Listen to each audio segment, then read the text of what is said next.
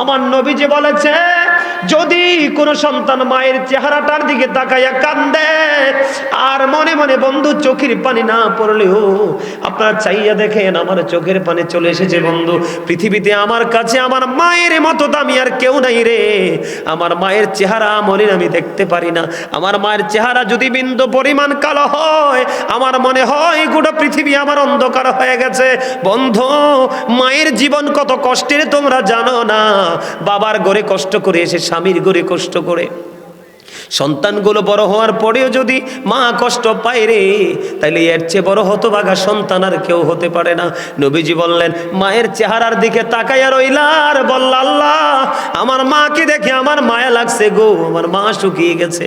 আল্লাহ আমার মা কেমন জানি হয়ে গেছে। আমার নবী ডেকে ডেকে বলে, উম্মত রে, ওই মায়েরে ভালোবাসলি, আমার আল্লাহ তোর আমল নামার দিকে চাইয়া দেখ, আমার আল্লাহ তোর আমল নামায় হজের সওয়াব ঢুকাইয়া দিছে। জোরে জোরে বলুন না সুবহানাল্লাহ, আর জোরে বলেন না সুবহানাল্লাহ। বন্ধু, মায়ের মতো আপন কেউ নাই রে।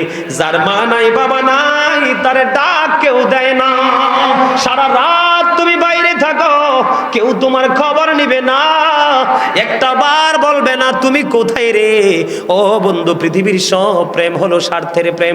বাবা মার প্রেমে কখনো কোনো স্বার্থ নাই। বাবা মা চায় সব কিছুর বিনিময়ে আমার সন্তান ভালো থাকুক। এখনকার যুগের ছেলেরা ম্যাক্সিমাম বউয়ের কারণে বন্ধু মাকে দাসী বানাই রাখে, ঠিক কিনা বলেন? ঠিক তো আসতে বললে। আমি দেখেছি কোন কোন বাসায় কাজের বুয়ার দাম অনেক বেশি আছে রে। কোন কোন ছেলের কাছে বউয়ের কাছে মার দাম ততটা নাই। বন্ধু, আমার নবী বলেছে, মায়ের কলিজায় আগুন দিস না, তোর পুরো জীবন আগুনে জোর পড়ে যাবে রে। তোর পুরো ওই ফিউচারটা বন্ধু আগুনে পড়ে যাবে। নবীজি জানাই দিল, মায়ের চেহারার দিকে যদি তাকায়া কোনো ছেলে বার দিকে তাকায়া বলে, আল্লাহ আমার মার চেহারাটা শুকায়া গেছে গো, আমার মা আজকে দুপুরে কেন খেতে পারলো না, আমার মা কেন খাবার খাইতে পারে না, আল্লাহ গো আমার মায়ের কি হয়েছে গো। পৃথিবীতে মায়ের মতো আপন আর কেউ হতে পারে না। আমার নবীজি বলেছে, যদি কোন সন্তান মায়ের চেহারাটার দিকে তাকাইয়া কান্দে আর মনে মনে বন্ধু চোখের পানি না পড়লেও আপনারা চাইয়া দেখেন আমার চোখের পানি চলে এসেছে বন্ধু। পৃথিবীতে আমার কাছে আমার মায়ের মতো দামি আর কেউ নাই রে। আমার মায়ের চেহারা মনে আমি দেখতে পারি না। আমার মায়ের চেহারা যদি বিন্দু পরিমাণ কালো হয়, আমার মনে হয় গোটা পৃথিবী আমার অন্ধকার হয়ে গেছে। বন্ধু, মায়ের জীবন কত কষ্টের তোমরা জানো না। বাবার ঘরে কষ্ট করে এসে স্বামীর ঘরে কষ্ট করে সন্তানগুলো বড় হওয়ার পরেও যদি মা কষ্ট পায় রে, তাইলে এর চেয়ে বড় হতভাগা সন্তান আর কেউ হতে পারে না। নবীজি বললেন, মায়ের চেহারার দিকে তাকাইয়া রইলা আর বলল, আল্লাহ আমার মাকে দেখে আমার মায়া লাগছে গো, আমার মা শুকিয়ে গেছে। আল্লাহ আমার মা কেমন জানি হয়ে গেছে। আমার নবী ডেকে ডেকে বলে, উম্মত রে, ওই মায়েরে ভালোবাসলি, আমার আল্লাহ তোর আমল নামার দিকে চাইয়া দেখ, আমার আল্লাহ তোর আমল নামায় হজের সওয়াব ঢুকাইয়া দিছে। জোরে জোরে বলুন না সুবহানাল্লাহ, আর জোরে বলেন না সুবহানাল্লাহ। বন্ধু, মায়ের মতো আপন কেউ নাই রে। যার মা নাই বাবা নাই, তারে ডাক কেউ দেয় না। সারা রাত তুমি বাইরে থাকো, কেউ তোমার খবর নিবে না, একটা বার বলবে না তুমি কোথায় রে। ও বন্ধু, পৃথিবীর সব প্রেম হলো স্বার্থের প্রেম। বাবা মার প্রেমে কখনো কোনো স্বার্থ নাই। বাবা মা চায় সব কিছুর বিনিময়ে আমার সন্তান ভালো থাকুক, ঠিক কিনা বলেন? এই ব্যক্তি এসে আমার নবীকে একটা ডাক দিয়ে বললেন, নবী গো, ওগো নবী, আমার উপার্জিত অর্থগুলো, আমার সঞ্চয় করা অর্থগুলো আমার বাবা সে নিজের মতো করে খরচ করে গো নবী, আমি কি করব? আমার বাবা আমার উপার্জিত সম্পদ নিজের মতো খরচ করতে চাই গো, আমি কি করব গো নবী? আমার নবী এবার একটা ডাক দিয়ে বলল, শুধু তোমার উপার্জিত অর্থ নয়, তুমি নিজেও তোমার বাবার সম্পদ, শুধু তোমার টাকা পয়সা না, বাবা চাইলে তোমাকে যেমনি যেমনি তোমাকে ইউজ করতে পারবে, ব্যবহার করতে পারবে, তুমি না শব্দটা ব্যবহার করতে পারবা না। সুবহানাল্লাহ। এই বাবা পাইয়া মানুষ কত কষ্ট দেয় রে। বাবার কথাও বন্ধু শুনতে চায় না। তোমাদেরকে আমি বলি, নবীজি একটা শব্দ হাদিস শরীফের মধ্যে 3 বার বলেছে, হতভাগা সে, হতভাগা সে, হতভাগা সে, কে রে সেই হতভাগা। আমার নবীজি একটা ডাক দিয়ে বললেন, পিতামাতা দুইজনকে পাইলো অথবা একজনকে পাইলো, তাদেরকে ভালোবেসে জান্নাতি হতে পারলো না, তার মতো হতভাগার পৃথিবীর বুকে কেউ হইতে পারে না। নবীজি বলেছে, বাবাকে কষ্ট দিও না। যেই বাবা তার সন্তানের উপর অসন্তুষ্ট রে, আমার নবী বলেছে আল্লাহ সেই সন্তানের উপর অসন্তুষ্ট। বাবা যেমন এই সন্তানকে দেখতে পারে না, আমার আল্লাহ যদিও মায়া করে বানাইছে, বাবার সাথে বেয়াদবির করেন, আল্লাহ তাকে সহ্য করে না। আমি আপনাদেরকে বলি, পৃথিবীর সকল পাপের সাজা পৃথিবীতে চাইলে আপনি মিটিয়ে নিতে পারেন, কিন্তু বন্ধু, বাবা মার কলিজার ব্যথা এই পৃথিবীতে শেষ হবে না। আপনার পুরো জীবন যন্ত্রণার মধ্য দিয়ে যাবে রে। এই যন্ত্রণার পরে, মরার পরে আপনার আযাব বন্ধ বহাল থাকবে। এমন বড় সম্পদ আপনি বুঝেন না, বাবা মা কত দামি জিনিস, বাবা মা কত মর্যাদার জিনিস, বাবা মার মর্যাদা কত বেশি রে। আল্লাহর কোরআনে পর্যন্ত বাবা মার কথা আল্লাহ ঢুকাই দিছে। আল্লাহ বলেছেন, ওয়াবিল ওয়ালিদাইনি ইহসানা। জোরে জোরে কন্যা আল্লাহু আকবার। বাবা মার সাথে মিষ্টি ব্যবহার, বাবা মার সাথে মধুর আচরণ, বাবা মার সাথে প্রেমময় আচরণ করতে আমার আল্লাহ নিজে অর্ডার দিয়েছেন, আমার নবী অর্ডার দিয়েছে। জোরে জোরে কন্যা সুবহানাল্লাহ। এবার আসেন বন্ধু, এখনকার যুগে, চাচা আমার কথা শোনেন, এখনকার যুগের ছেলেরা ম্যাক্সিমাম বউয়ের কারণে বন্ধু মাকে দাসী বানাই রাখে। ঠিক কিনা বলেন? ঠিক তো আসতে বললেন। আমি দেখেছি কোন কোন বাসায় কাজের বুয়ার দাম অনেক বেশি আছে রে, কোন কোন ছেলের কাছে বউয়ের কাছে মার দাম ততটা নাই। বন্ধু, আমার নবী বলেছে, মায়ের কলিজায় আগুন দিস না, তোর পুরো জীবন আগুনে জোর পুড়ে যাবে রে, তোর পুরো ওই ফিউচারটা বন্ধু আগুনে পুড়ে যাবে। নবীজি জানাই দিল, মায়ের চেহারার দিকে যদি তাকায়া কোনো ছেলে মার দিকে তাকায়া বলে, আল্লাহ আমার মার চেহারাটা শুকায়া গেছে গো, আমার মা আজকে দুপুরে কেন খেতে পারলো না, আমার মা কেন খাবার খাইতে পারে না, আল্লাহ গো আমার মায়ের কি হয়েছে গো, পৃথিবীতে মায়ের মতো আপন আর কেউ হতে পারে না। আমার নবী যে বলেছে, যদি কোনো সন্তান মায়ের চেহারাটার দিকে তাকাইয়া কান্দে আর মনে মনে বন্ধু চোখের পানি না পড়লেও আপনারা চাইয়া দেখেন, আমার চোখের পানি চলে এসেছে বন্ধু। পৃথিবীতে আমার কাছে আমার মায়ের মতো দামি আর কেউ নাই রে। আমার মায়ের চেহারা মনে আমি দেখতে পারি না, আমার মায়ের চেহারা যদি বিন্দু পরিমাণ কালো হয়, আমার মনে হয় গোটা পৃথিবী আমার অন্ধকার হয়ে গেছে। বন্ধু, মায়ের জীবন কত কষ্টের তোমরা জানো না। বাবার ঘরে কষ্ট করে এসে স্বামীর ঘরে কষ্ট করে, সন্তানগুলো বড় হওয়ার পরেও যদি মা কষ্ট পায় রে, তাইলে এর চেয়ে বড় হতভাগা সন্তান আর কেউ হতে পারে না। নবীজি বললেন, মায়ের চেহারার দিকে তাকাইয়া রইলা আর বলল, আল্লাহ আমার মাকে দেখে আমার মায়া লাগছে গো, আমার মা শুকিয়ে গেছে, আল্লাহ আমার মা কেমন জানি হয়ে গেছে। আমার নবী ডেকে ডেকে বলে, উম্মত রে, ওই মায়েরে ভালোবাসলি, আমার আল্লাহ তোর আমল নামার দিকে চাইয়া দেখ, আমার আল্লাহ তোর আমল নামায় হজের সওয়াব ঢুকাইয়া দিছে। জোরে জোরে বলুন না সুবহানাল্লাহ, আরো জোরে বলেন না সুবহানাল্লাহ।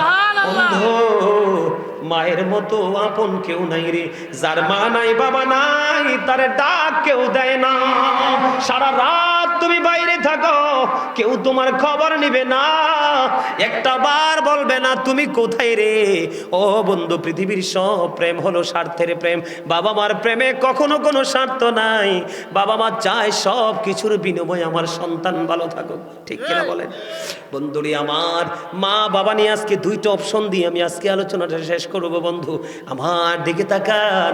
ও বন্ধু, হযরত জুরিস এমন একজন আল্লাহওয়ালা ছিল, এমন একজন বুজুর্গ ছিল, মানুষের ভিড়ে বন্ধু আমল করে তিনি মজা পাইতেন না।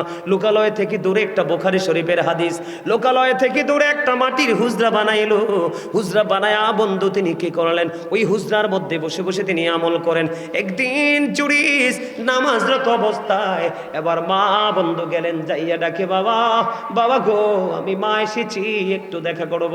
কিন্তু জুরিস তো সরল মনা, জুরিস তো নামাজরত অবস্থায়, জুরিস নামাজ চালিয়ে গেল। আল্লাহকে বলে, আল্লাহ গো আমি নামাজ পড়বো না, মায়ের ডাকে সাড়া দিব। তিনি নামাজ চালিয়ে গেলেন, মার সাথে দেখা করলেন না। নামাজ শেষ করে বাইরে এসে দেখে, বন্ধু, মা নাই, চলে গেছে। দ্বিতীয় দিন আবার বন্ধু মা আসলো ওই ছেলে জুরিজের সাথে। ছেলেটা অনেক বুজুর্গ, অনেক আল্লাহওয়ালা। দ্বিতীয় দিন আবার আসলো, আসার পরে চাইয়ে দেখে আজকেও জুরিজ নামাজরত অবস্থায় বাহিরে এসে মা ডাকে। হুজরাটা ছিল তার বন্ধু মাটি দিয়ে বানানো, মাকে ডাকে রে। এবার মা বন্ধু ডেকে ডেকে বলছে, কিন্তু ছেলে নামাজ পড়ে আজকেও মাকে দেখা দিল না। কিন্তু নামাজ শেষ করে বাইরে এসে দেখে আজকেও মা চলে গেছে। 2 দিন চলে গেল, তৃতীয় দিন বন্ধু আসলো। তৃতীয় দিন বন্ধু মা আবার আইসা ডাকে, কিন্তু আজকেও জুরিজ নামাজরত অবস্থায় মা ডাকে জুরিজ, মায়ের ডাকে বন্ধু সাড়া দেয় না। এবার নামাজ শেষ করলো, নামাজ শেষ করার পরে বাইরে এসে দেখে আজকেও মা নাই, মা চলে গেছে। এক এক করে 3 দিন মাকে দেখতে আসলো, দেখা দিল না। ছেলে মাকে বকাও দেয়নি। ও বন্ধু, 3 দিন করে কষ্ট করে মা আসছে, এইটুকু কষ্ট আল্লাহ সহ্য করতে পারে নাই রে। মা 3 দিনের দিন যাওয়ার সময় বন্ধু বাংলা বইয়ের গল্প নয়, এটা বুখারী শরীফের হাদিস। ও বন্ধু, হাদিসটা লম্বা, এটা হলো বন্ধু মাঝখানের একটা অংশ। এবার কি করলো, ও বন্ধু যাওয়ার সময় মা দুঃখ ভরা হৃদয় নিয়ে যায়। আল্লাহ, এক এক করে 3 দিন আসলাম ছেলের সাথে দেখা করতে, দেখা হলো না। আমার ওই ছেলেটাকে বেশ্যা মহিলার মুখ না দেখাইয়া মরণ দিও না। অত্যন্ত চিন্তা করে আপনি স্টেপ নেবেন। যেই কোনো লোক যেটা বললে লগে লগে হ্যাঁ হ্যাঁ করবেন না, কারণ কবর 3 রকম হবে। কয় রকম? 3 রকম। একটা হবে ইমানদার, একটা হবে মুনাফিক, একটা হবে বেঈমান কাফের মুশরিক। বেঈমান কাফের মুশরিক এবং মুনাফিকের কবর এমন অবস্থা হবে। তবে যারা নবীকে নিয়ে তামাশা করেছে, কখনো ভালো বলেছে কখনো মন্দ বলেছে, নবীর ইজ্জতের গায়ে চাদরে আঘাত করেছে, তারা হলো মুনাফিক। মুনাফিকরা কবরে যাওয়ার পরে আল্লাহ মাটিকে একটা অর্ডার করবে, মাটি তাকে একটু ভালো করে একটু আদর করো। এবার বন্ধু মাটি এমন ভাবে আদর করবে রে, চতুর্দিক দিয়ে বন্ধু মাটি চাপতে শুরু করবে।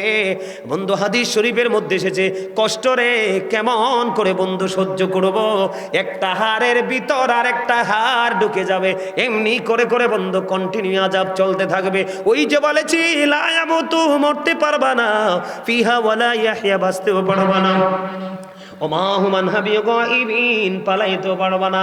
ওরে বিচুন্দাই গ্রামের আমার ভাই, আমার বাবা গো, আমার মা বোনদেরকে ডেকে ডেকে বলি, যদি সত্যিকারে নবী প্রেমিক হয়ে যদি তুমি কবরে যেতে পারো, তোমার কবর দৈর্ঘ্য এবং প্রস্থে হবে 70 গুণ প্রশস্ত। নূরের আলোই বন্ধু পড়ে যাবে, তোমার জন্য জান্নাতি খাবার বরাদ্দ দিয়েছে আল্লাহ। সুবহানাল্লাহ। আলাপ আলোচনা চলতে লাগলো বন্ধু। আলাপ আলোচনা করতে করতে করতে করতে করতে করতে বন্ধু তারপরে আলাপ আলোচনা শেষ হলো। আল্লাহ রাব্বুল আলামিন প্রেমময় সকল কিছু শেষ করে ফেললেন। এখন আল্লাহর হাবিব তো মেরাজ করলো, ঊর্ধ্বগমন করলো। এখন হাবিবের উম্মতের জন্য তো মেরাজ লাগবে। কি লাগবে? উম্মতের জন্য মেরাজ লাগবে রে। আমার আল্লাহ উম্মতের জন্য 50 ওয়াক্ত নামাজ মেরাজ হিসেবে দিলেন। মূসা কালিমুল্লাহর কাছে আসার পরে মূসা নবী প্রশ্ন করলেন, আপনার নবী আল্লাহ, আপনার আল্লাহ আপনাকে কি দিয়েছে? কয় আমার উম্মতের জন্য মেরাজ দিয়েছে। কয় কি? কয় নামাজ। সুবহানাল্লাহ বলেন না। কত ওয়াক্ত? কয় 50 ওয়াক্ত। কয় আপনার উম্মত এই 50 ওয়াক্ত নামাজ পড়তে পারবে না, আপনি আবার ফিরে যান। ও বন্ধু, যাইতে যাইতে যাইতে যাইতে এক একবার গিয়ে 5 ওয়াক্ত, এক একবার গিয়ে 5 ওয়াক্ত, তাহলে 5 নং কত? 45 ওয়াক্ত নামাজ মাইনাস করে দিয়ে আপনার আমার প্রাণের নবী আপনার আমার জন্য মাত্র 5 ওয়াক্ত নামাজ দিয়ে আসলো। আল্লাহ ডাক দিয়ে বলে, হাবিব আপনি চেয়েছেন আমি 5 ওয়াক্ত বরাদ্দ দিলাম হাবিব, কিন্তু কথা দিলাম গো, আমি আল্লাহ তো বলেছি 50 ওয়াক্ত। আপনার উম্মতগুলো যদি, আমার বান্দাগুলো যদি সঠিকভাবে যদি ওই 50 ওয়াক্ত না 5 ওয়াক্ত নামাজ যদি সঠিকভাবে পড়তে পারে, আমি আল্লাহ কথা দিলাম আমি তাকে 50 ওয়াক্ত নামাজেরই সওয়াব দিব। নবীজির মেরাজে আমাদের লাভ হয়েছে কিনা? আরো জোরে বলেন। আমাদের কোনো লস আসেনি, আমাদের কোনো লস নাই, আমাদের লাভ আর লাভ। বন্ধু, এই নবীকে ভালোবাসার দরকার আছে না নাই? এই নবীকে যদি আপনি আমি ভালোবাসে থাকি, তাহলে নবীজি যেটা বলেছে আমরা সেটা করব, যেটা বলেনি সেটা করব না। কথা বলেন। আপনাদের এলাকায় বন্ধু, আপনাদের এলাকায় ছেলেরা মা বাবার সাথে খারাপ ব্যবহার করেনি? বেশি করে। হ্যাঁ, হুজুরটি আরো বেশি করে।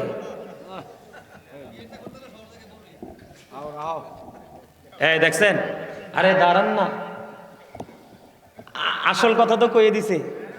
এবার শোনেন, আপনার একটা স্পেশাল একটা ধন্যবাদ এই কথাটা বলার জন্য। আপনাকে বলি, এই সবে শুনে যান, আজকে কিয়ামতের আলামতের মধ্যে অনেক আলামতই তো আছে। এর মধ্যে একটা আলামত হলো বন্ধু, মোল্লা সাহেবেরা, আমার নবী বলেছেন কিয়ামতের আগে একটা মেতর, একটা মুচি, একটা কামার, একটা তাঁতি, একটা জেলে, একেবারে লোকাল কোয়ালিটির মানুষ, অতি সাধারণ মানুষ, ওই অতি সাধারণ মানুষের তুলনায় অতি সাধারণ মানুষের চাইতে নিকৃষ্ট হবে নামদারি মৌলবীরা। জোরে জোরে কন্যা নাউজুবিল্লাহ। কিয়ামতের আলামতের মধ্যে অন্যতম একটা আলামত হলো বন্ধু, কিয়ামতের আগে মোল্লারা, ওই যে আপনি বলেছেন এটা কিয়ামতের আলামত। আমি আসার সময় একজন মুরব্বী মোবাইলে একটা ভিডিও দেখাইছে, হুজুর একটু অনুরোধ, আমার একটা আলোচনা শোনাইবেন। কি শোনাইবেন? কয় আমি একজন আপনার পাগল ভক্ত, রাত দিন আপনার আলোচনা শুনি, মুরব্বী মানুষ, একটা ভিডিও দেখাইছে, এটা নিয়ে একটু আলোচনা করবো বন্ধু। এটা আমি মনে করি এখন করা ফরজ। আমি আপনাদেরকে বলি, আমি নবীকে ভালোবাসলে হবে না, নবীর ভালোবাসাটা কেমন হবে? নবী যেটা বলেছে সেটা যদি মানি তাহলে নবীর ভালোবাসা।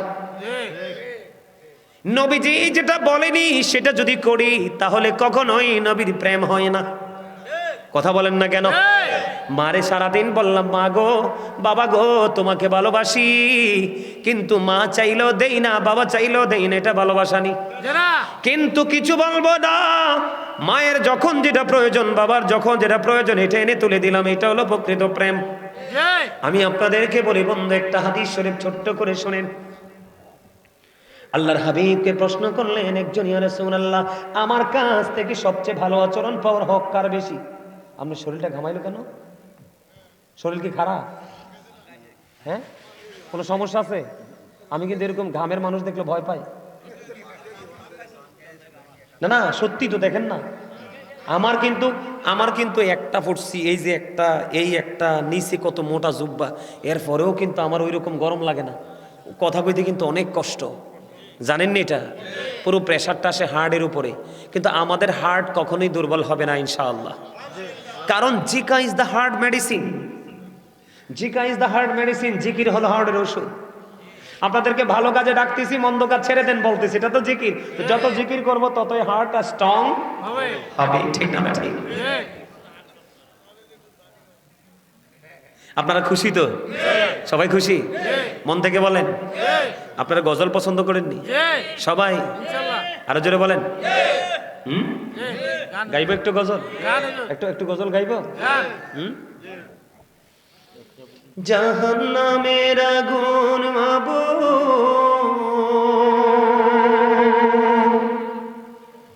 সইতে পারবো না,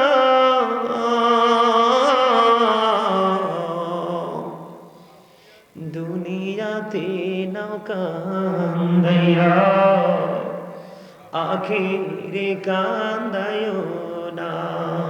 ঠিক না বেঠিক? আমার প্রাণ পাখি রে, আমার কালো ময়না রে, একদিন তো যাইবা পাখি ছাড়িয়া, একদিন তো যাইবা পাখি ওড়িয়া।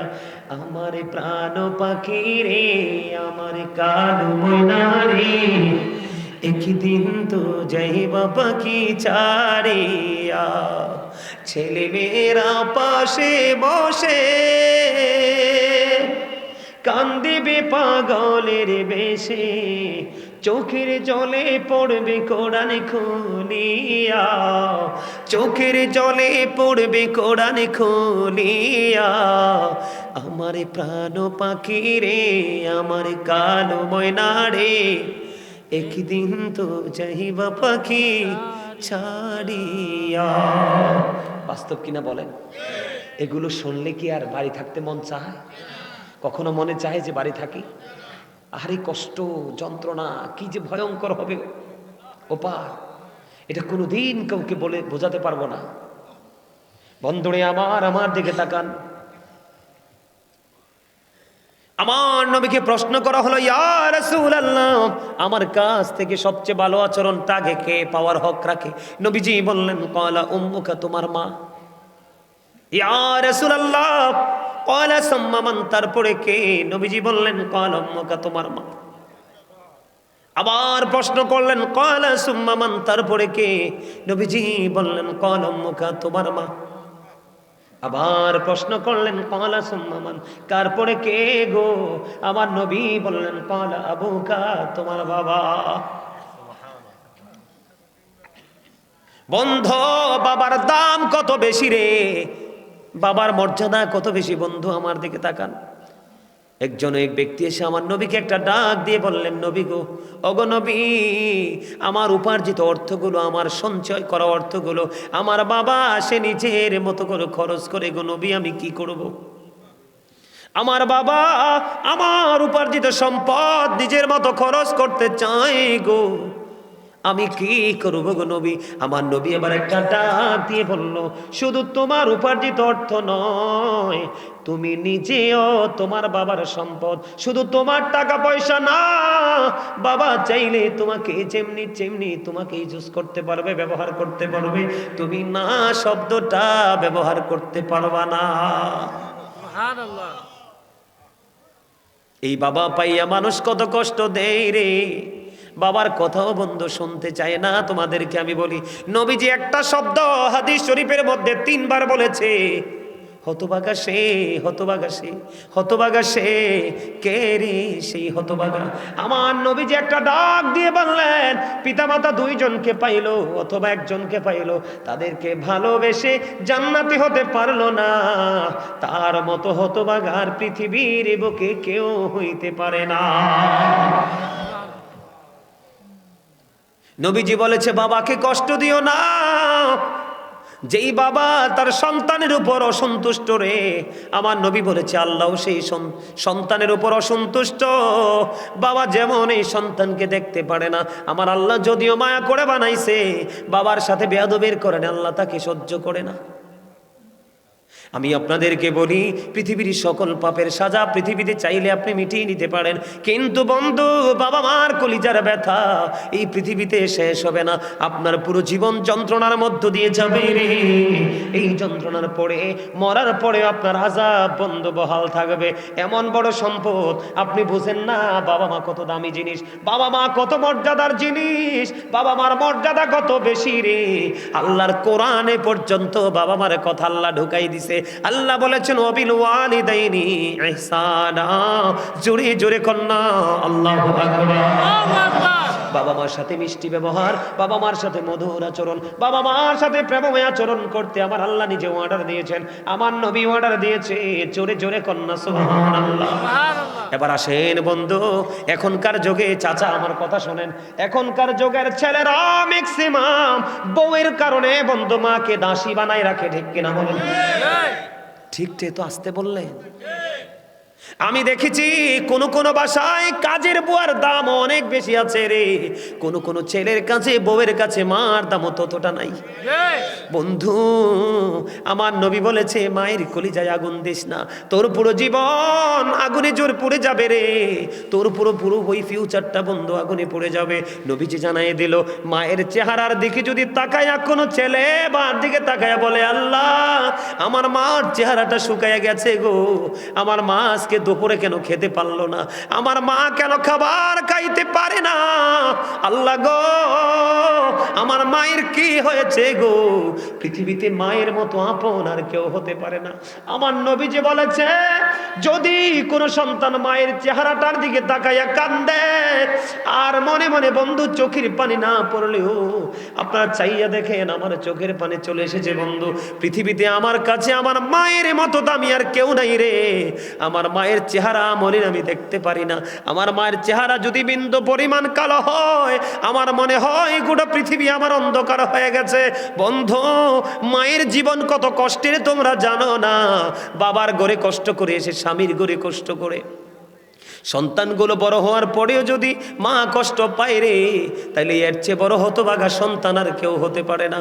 নবীজি বললেন, মায়ের চেহারার দিকে তাকাইয়া রইলা আর বলল, আল্লাহ আমার মাকে দেখে আমার মায়া লাগছে গো, আমার মা শুকিয়ে গেছে, আল্লাহ আমার মা কেমন জানি হয়ে গেছে। আমার নবী ডেকে ডেকে বলে, উম্মত রে, ওই মায়েরে ভালোবাসলি, আমার আল্লাহ তোর আমল নামার দিকে চাইয়া দেখ, আমার আল্লাহ তোর আমল নামায় হজের সওয়াব ঢুকাইয়া দিছে।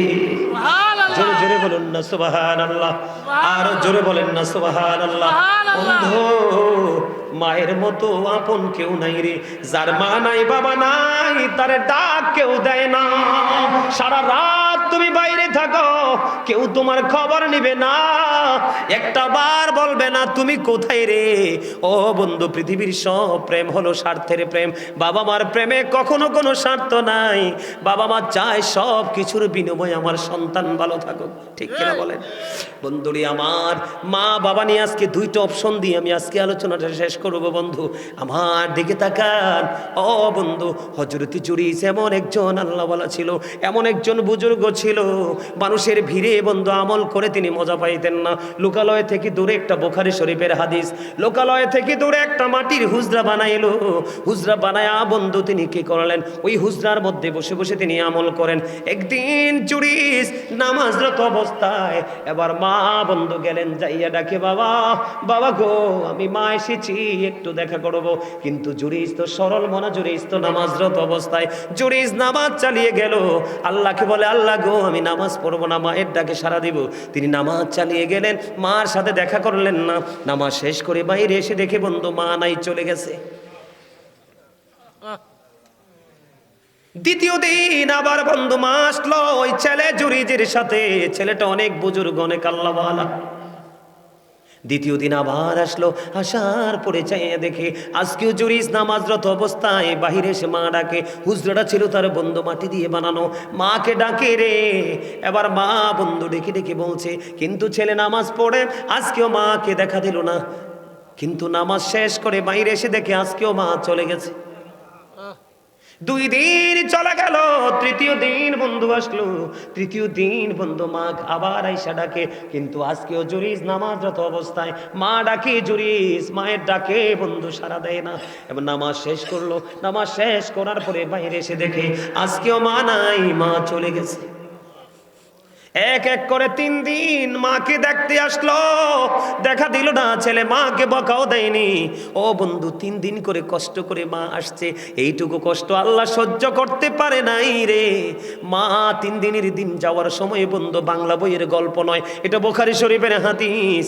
ও বন্ধু, হাদিসটা লম্বা, এটা হলো বন্ধু মাঝখানের একটা অংশ। এবার কি করলো, ও বন্ধু, যাওয়ার সময় মা দুঃখ ভরা হৃদয় নিয়ে যায়। আল্লাহ, এক এক করে 3 দিন আসলাম ছেলের সাথে দেখা করতে, দেখা হলো না। আমার ওই ছেলেটাকে বেশ্যা মহিলার মুখ না দেখাইয়া মরণ দিও না। খেয়াল করবেন হাদিস শরীফটা বন্ধু, এইটাই যথেষ্ট, যারা বোঝার এইটুকুই এনাফ। মা তো বলে চলে গেল। এবার বন্ধু পাশে ছিল এক বেশ্যা মহিলা, হাদিস শরীফের মধ্যে এসছে, পাগল হয়ে গেছে। বেশ্যা মহিলা বন্ধু সন্তান পেটে ধরেছে। সন্তান যখন বড় হলো প্রসব করলো। লোকে জিগায়, ও বেশ্যা মহিলা, তোমার এই বাচ্চাটা তুমি কোত্থেকে আনছো? কারণ তার তো কোনো স্বামী নাই। এতদিন কিন্তু বেশ্যা মহিলা হযরত জুরিসকে নিয়ে ভাবে না। এবার বেশ্যা মহিলা ডেকে ডেকে বলে, রে আমি বাচ্চা এনেছি জুরিস থেকে। আসলে জুরিস কিছুই জানে না বন্ধু। জুরিস যদিও ফরেজগার আল্লাহওয়ালা রে, মায়ের অভিশাপে তার কপাল পড়ে ছাই হয়ে গেছে। মানুষ বলতেছে, জুরিস তুমি কেমন করে এই কাজটা করতে পারলা? আসলে তো জুরিস এটার খবরই জানে না। মানুষগুলো দৌড়ে চলে আসলো, মাটির হুজরাটা বন্ধ ভেঙে ফেললো। জুরিসকে প্রহার করতে করতে টেনে হেসড়ে হুজরা থেকে বের করলো। সরল মন জুরিস তো কিছুই বুঝতেছে না, ডেকে ডেকে বলে, বন্ধু তোমরা বলো না আমার অপরাধ কি, আমি কি করেছি? বন্ধু লোকেরা ডেকে ডেকে বলে, জুরিস তুমি বেশ্যা মহিলার সাথে অবৈধ সম্পর্ক করে বেশ্যা মহিলার গর্ভে তুমি সন্তান দিয়েছো। এবার জুরিস শুনে আতঙ্কিত হয়ে গেল, আশ্চর্য হয়ে গেল বন্ধু, আশ্চর্য হয়ে গেল, কি বলে রে? এবার জুরিস বললেন মায়ের কিন্তু খাইয়ে ফেলছে, হুজরাটাও কিন্তু ভেঙে ফেলছে, মায়ের অভিশাপ লাগছেনি। কথা বলেন না কেন? আসলে কি জুরিস ওই মহিলার কাছে গেছে? জানেও না, চিনেও না, এতদিন কিন্তু মহিলা জুরিসের কথা বলেও না। এবার কি করলেন? জুরিস বলল আমাকে একটা ঘটি পানি দাও। একটা ঘটি বন্ধু পানি দেওয়া হলো। দেওয়ার পরে তিনি উযু বানাইলেন, উযু বানাইয়া তিনি নামাজ পড়লেন। নামাজ পড়ে বললেন ওই যে বাচ্চাটা বেশ্যা মহিলার পেট থেকে দুনিয়াতে আসছে, ওই বাচ্চাটাকে আমার কাছে নিয়ে আসো। এবার বন্ধু বাচ্চাটাকে জুরিজের সামনে আনা হলো। বাচ্চাটার পেটটার উপর জুরিজের হাত রাখিয়া অসংখ্য মানুষ বন্ধু দৃশ্য দেখার জন্য দাঁড়িয়ে আছে। বেশ্যা মহিলার বাচ্চাটার পেটটার উপর বন্ধু জুরিজের হাতটা রেখে বলল, বাবু বলো না তোমার বাবা কে? এবার ওই বাচ্চাটা ডাক দিয়ে বলল, ওই রাখাল আমার বাবা। জোরে জোরে বলেন না সুবহানাল্লাহ।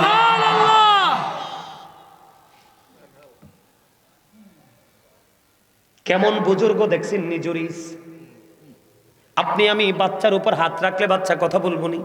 মাত্র বাচ্চা পৃথিবীতে আসছে, একেবারে শিশু, যে আল্লাহর ওলি জুরিজের হাতের স্পর্শে ছোট্ট বাচ্চার জবান খুলে যায় রে। ওই বাচ্চা পর্যন্ত মায়ের অভিশাপ দেওয়ার সঙ্গে সঙ্গে গজব থেকে বাঁচতে পারে নাই। এখনকার ছেলেরা আমল নাই, ঈমান নাই, ভালো কোনো কাজ নাই, তাদের উপায়টা কেমন হবে তোমরা বলো? উপায় আসেনি? এই জন্য বলবো ও বিচুনদারি গ্রামের আমার যুবক ভাইয়েরা, তোমরা একটু হৃদয় খুলে শোনো, রাসূলের সাথে প্রেমের ডুরি লাগাও, হক্কানি আলেমদের সাথে প্রেম করো, দেখবা জীবন কত সুন্দর, তোমার ভবিষ্যৎ হবে অত্যন্ত মধুময়। এটা গেল একটা বন্ধু। জুরিস তো বকা দেয় নাই, গালি দেয় নাই, কোনো কিছু চাইছে দেয় নাই, নামাজ পড়ে, আর পড়েও যদি মায়ের এই দুঃখ আল্লাহ সইতে না পারে, তাহলে তোমার আমার তো হদিসে থাকবে না। এবার আসেন বন্ধু আরেকটা ঘটনা শোনাই। মায়ের দোয়াটা কত বড় নেয়ামত। ঈসা নবী এমন একজন নবী, বাবা ছাড়া পৃথিবীতে আসছে। আল্লাহর নবী মেরাজে গিয়ে দেখা করেছি, আপনাদের খেয়াল আসেনি? কোন আসমানে? দ্বিতীয় আসমানে, মনে আসেনি ওয়াজ? ঈসা নবী একদিন আল্লাহর কাছে বললেন, আল্লাহ গো, এই জামানায় আমার সে কোনো বুজুর্গ লোক আসেনি। ঈসা রুহুল্লাহ, আল্লাহর নবী, আমাদের আগের নবী। এবার কি করলেন? আল্লাহ রাব্বুল আলামিন ঈসা রুহুল্লাহকে বলে দিলেন, ঈসা একটা রাস্তা দেখিয়ে দিলাম, তুমি এই রাস্তা দিয়ে অগ্রসর হও। এবার বন্ধু ঈসা রুহুল্লাহ ওই রাস্তা দিয়ে অগ্রসর হতে লাগলেন। আল্লাহর অর্ডারে বন্ধু হাঁটতে শুরু করলেন। হাঁটতে হাঁটতে হাঁটতে হাঁটতে হাঁটতে হাঁটতে বন্ধু কিছু দূর চলে গেলেন। যাওয়ার পরে যাইয়া দেখলেন রাস্তার মধ্যখানে বিশাল বড় একটা পাথর।